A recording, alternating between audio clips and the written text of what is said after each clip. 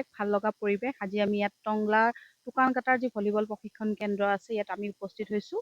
BVL-ৰ অন্তৰ্গত আৰু ইউনিচেফৰ যি এক পদক্ষেপ যে ল'ৰা-ছোৱালীসকলক অকল খেলাই নহয়, খেলাৰ লগতে আপোনাৰ পঢ়াটো ভালকে আগবঢ়াই নিব লাগে, তেওঁলোকক বাল্য বিবাহ প্ৰতিৰোধ কৰিব লাগে, লগতে সমাজ আৰু আমাৰ প্ৰকৃতিৰ প্ৰতি তেওঁলোকৰ দায়িত্বটো আগবঢ়াব লাগে। লগতে তেওঁলোকে আৰু এটা মেছেজ দিব দিছে যে আমি মা-দেউতাৰ লগতে পৰিয়ালৰ সকলোকে খেল চাবলৈ মাতিম। গতিকে খুব সুন্দৰ এক পৰিৱেশ আৰু ইয়াত আহি ইমান ভাল লাগিছে।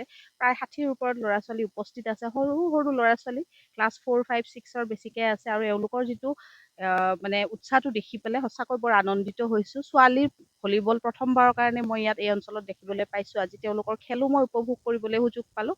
গতিকে মই ধন্যবাদ জনাইছোঁ আয়োজক সমিতি তথা বিশেষকৈ পংকজ শৰ্মা ডাঙৰীয়াক ইমান ধুনীয়া এটা পদক্ষেপ আৰু ইমান ধুনীয়াকৈ এই প্ৰশিক্ষণ কেন্দ্ৰটো আগবঢ়াই নিয়াৰ কাৰণে। আৰু মই খুব আশাবাদী যে এই প্ৰশিক্ষণ কেন্দ্ৰৰ পৰাই আমাৰ জিলাৰে নহয়, ৰাজ্যৰে নহয়, ভাৰতক প্ৰতিনিধিত্ব কৰিব পৰা খেলুৱৈ ইয়াৰ পৰা ওলাব আৰু অনাগত দিনত এই চেণ্টাৰটো যাতে আৰু আগবাঢ়ি যাওক তাৰে মই শুভকামনা জনাইছোঁ।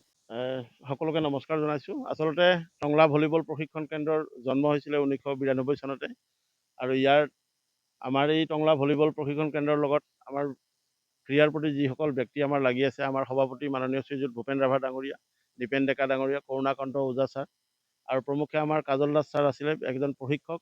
আৰু তেতিয়াৰ পৰাই আমাৰ টংলা ভলীবল প্ৰশিক্ষণ কেন্দ্ৰৰ অসমত এটি ভাল সুন্দৰ স্থান লাভ কৰিবলৈ সক্ষম হৈছিলে।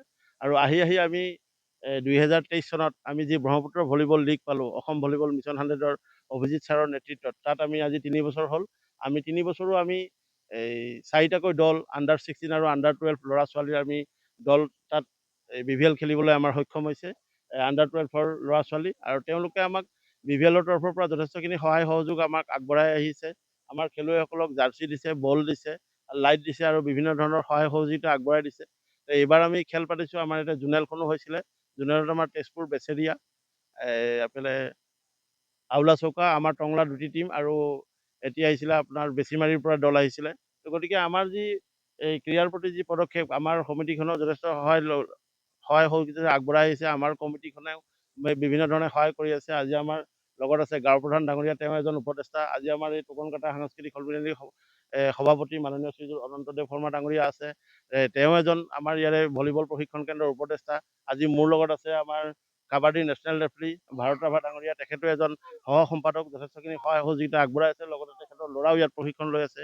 আৰু মোৰ লগত আছে আজি দুৰ্গা ৰাভা, প্ৰাক্তন নেশ্যনেল খেলুৱৈ, তেওঁ ইয়াতে যথেষ্ট ধৰণৰ সহায় সহযোগিতা আগবঢ়াই আছে। ধৰ্মকান্ত ৰাভা ডাঙৰীয়া আছে, তেওঁ এজন মানে শিল্পী, তেখেতেও যথেষ্ট ধৰণৰ আমাক সহায় সহযোগিতা আগবঢ়াই আছে। আৰু ইয়াৰ আমাৰ যিখিনি গ্ৰাম্য অঞ্চলৰ ক্ৰীড়াৰ ক্ষেত্ৰত আমাৰ অভিভাৱকসকল এতিয়া লাহে লাহে আগবাঢ়ি আহিছে। ক্ৰীড়াৰ যি প্ৰতিভা, আমি অকল ক্ৰীড়াই নহয়, শিক্ষাৰ ক্ষেত্ৰতো আমি যথেষ্টখিনি আগভাগ ল'বলৈ সক্ষম হৈছোঁ। এতিয়া ল'ৰা-ছোৱালীসকল শিক্ষাৰ ক্ষেত্ৰতো আগবাঢ়ি আহিছে। প্ৰায় ল'ৰা-ছোৱালী আমাৰ ইয়াৰ পৰা মেট্ৰিক আৰু হাই ছেকেণ্ডেৰীত মানে ফাৰ্ষ্ট ডিভিজন ল'বলৈ সক্ষম হৈছে আৰু প্ৰায় ল'ৰা-ছোৱালী ফেইল নকৰে, এতিয়া পাছ কৰি আহিছে। আৰু এইখিনিকে কৈ মই আমাৰ BVL-ক আৰু অভিজিত ভট্টাচাৰ্য ছাৰক ধন্যবাদ জ্ঞাপন কৰি মোৰ বক্তব্য সামৰণি মাৰিছোঁ। আৰু আমাৰ আজি যি ইয়াতে কলাইগাঁও ৰাজচক্ৰৰ বিষয়া বাইদেউ আহি যি খেলুৱৈসকলক যি উৎসাহ উদ্দীপনা দিলে, সেইখিনি মই বাইদেউক ধন্যবাদ জ্ঞাপন কৰি মোৰ ক'ব লগা এইখিনিতে সামৰণি মাৰিছোঁ। ধন্যবাদ।